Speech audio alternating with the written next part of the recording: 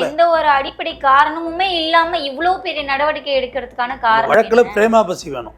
குறைந்தபட்சம் தனுஷோட தம்பி ஜெகன்மூர்த்தியாரை அடையாளமாவது காட்டணும், இல்லை இவங்க கொண்டு வச்சு உதைச்சாங்கன்னாவது சொல்லணும். இப்போ யாரோ தூக்கிட்டு போயிட்டு ஜெகன்மூர்த்தியாரும் கையை காமிச்சா நம்ம ஒத்துக்க முடியுமா?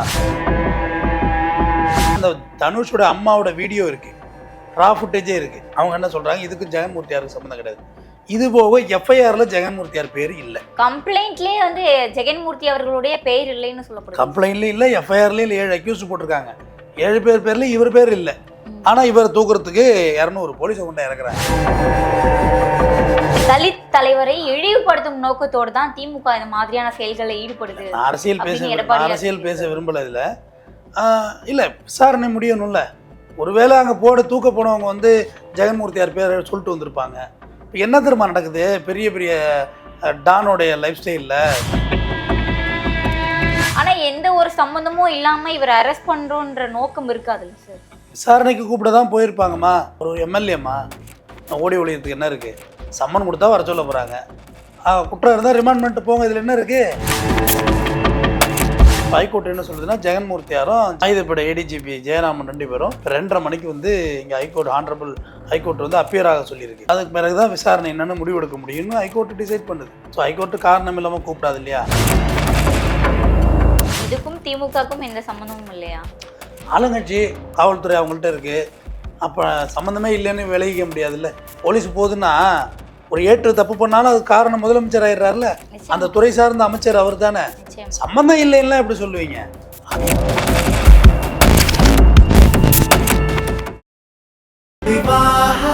மணப்பெண்ணின் பிரத்யேகமான திருமணம் Vivaha, the Chennai Silks. Periyar Maniammai Institute of Science and Technology, Thanjavur. The world needs you. Powaco 5G. Best design. Best AI. Think Techno. Think Purvika.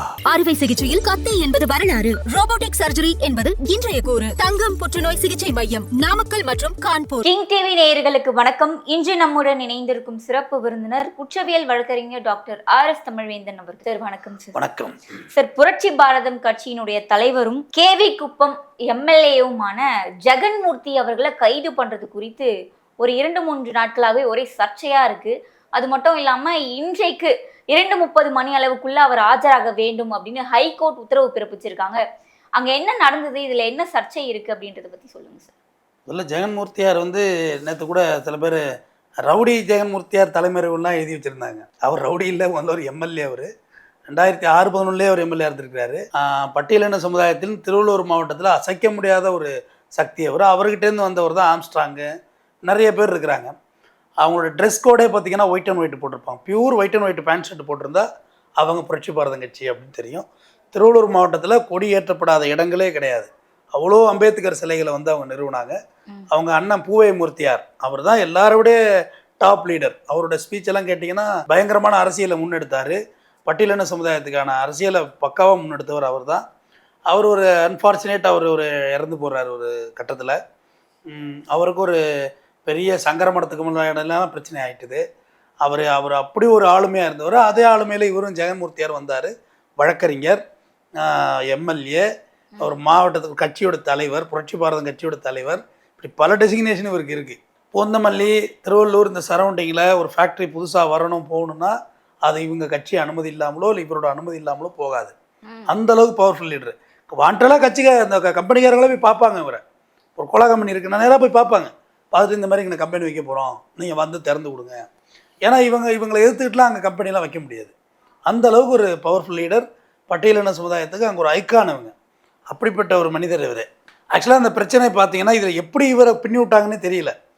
இவர் வழக்கமாக அந்த எம்எல்ஏமா அந்த தொகுதியில் ஒரு பிரச்சனைனா அவர்கிட்ட போய் சொல்லுவாங்க தானே, சரி என்னென்னு பாருப்பா அப்படின்ட்டு போகிறது தான். ஏன்னா இவர் போய் கட்ட பஞ்சாயத்து பண்ணிகிட்டு இருக்கணும் வேண்டிய அவசியம்லாம் இல்லை. அந்த ஸ்டேஜெல்லாம் அவர் தாண்டி எவ்வளோ நாளாச்சு. மிகப்பெரிய பிக் ஷாட்டாக இருக்கார். அவர் நாட்டசம்பேட்டா தான் அவரோட ஊர். அவர் அந்த ஊரே தான் அவங்க வாழ்வியல்.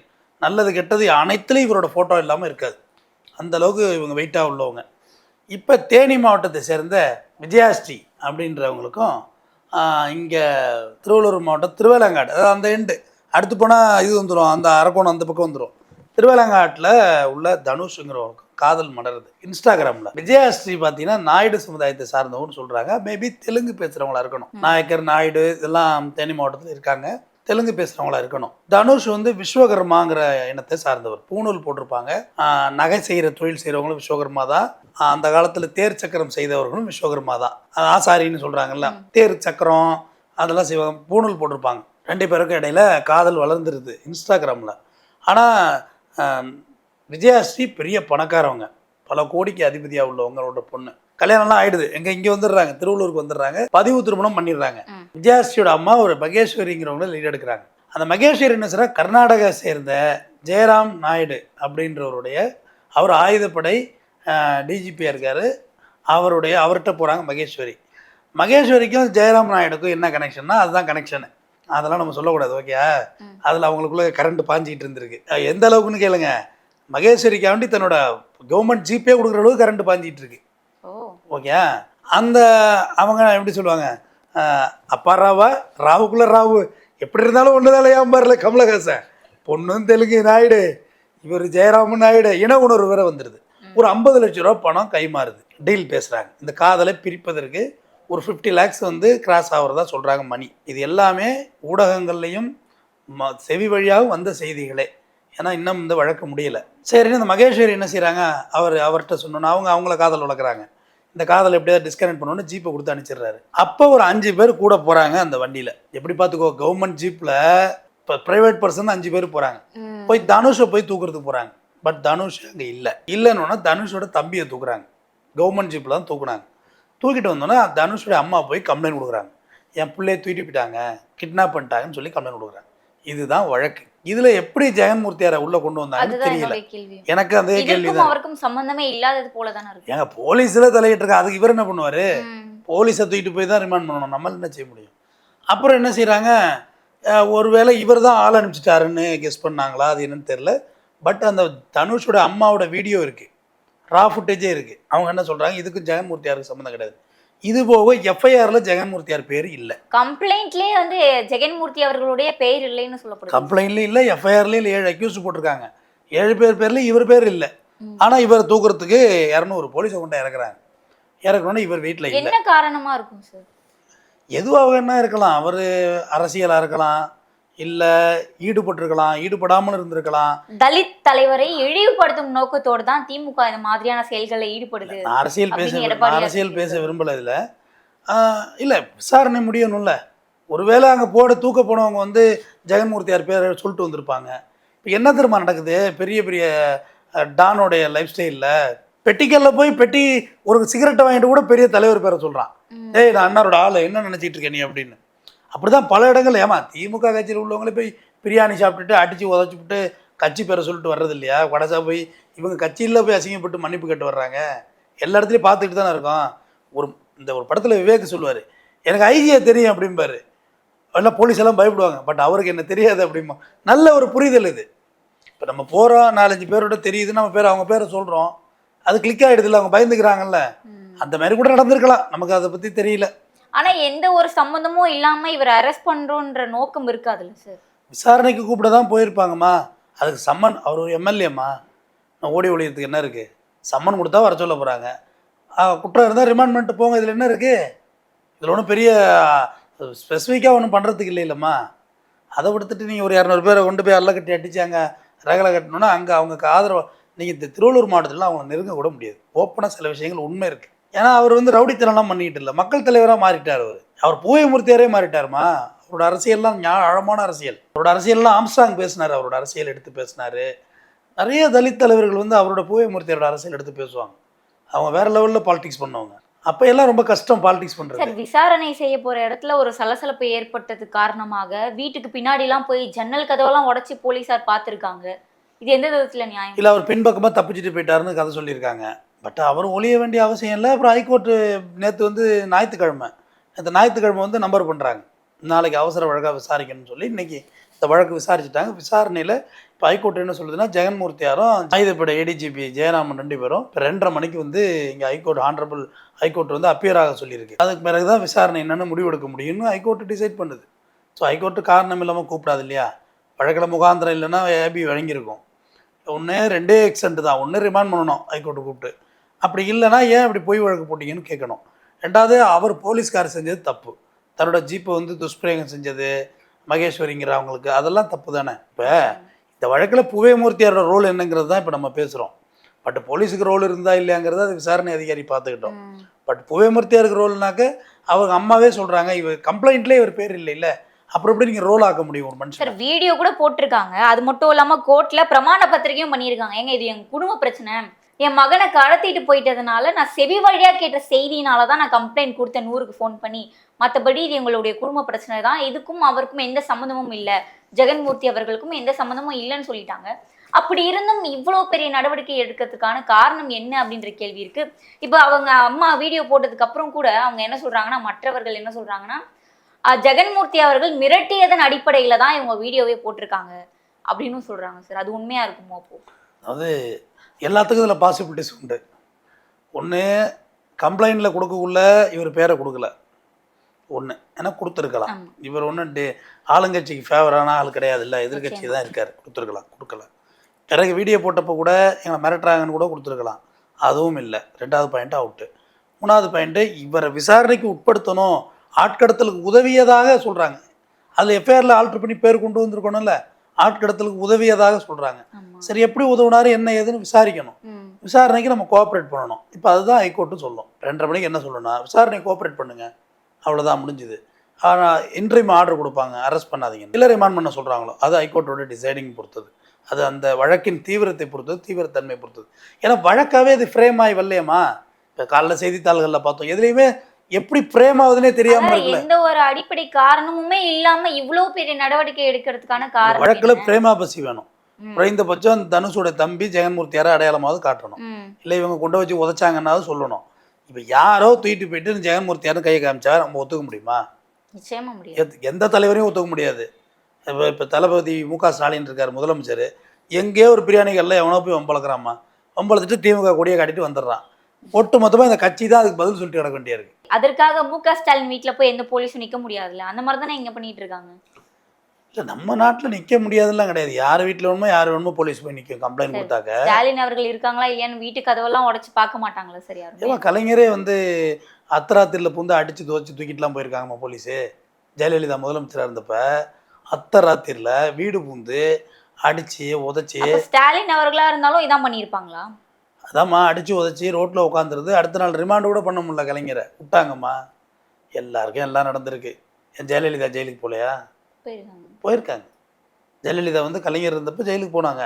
அப்போ கலைஞர் கூப்பிட்டு அந்த அந்த சிறைத்துறை டிஜிபி ஒருத்தர் இருக்கார், அவர் கூப்பிட்டு சொன்னாலும் ரொம்ப சொகுசாக இருந்த பொம்பளை கொஞ்சம் ப்ரொவிஷனாக ஏற்பாடு பண்ணி கொடுங்கன்னு நைட்டோட நைட்டாக ஏசியெல்லாம் மாட்டி கொடுத்தாங்க ஜெயலலிதாவுக்கு. சொகுசாக இருந்தவங்க அவங்கள வந்து கொஞ்சம் நல்லா ட்ரீட் பண்ணுங்க அப்படின்னு சொல்லி உடனே எல்லாமே ஏற்பாடு பண்ணி நைட்டே ஜெயிலில் எல்லாமே ஏற்பாடு பண்ணி கொடுத்தாங்க ஜெயலலிதாவுக்கு.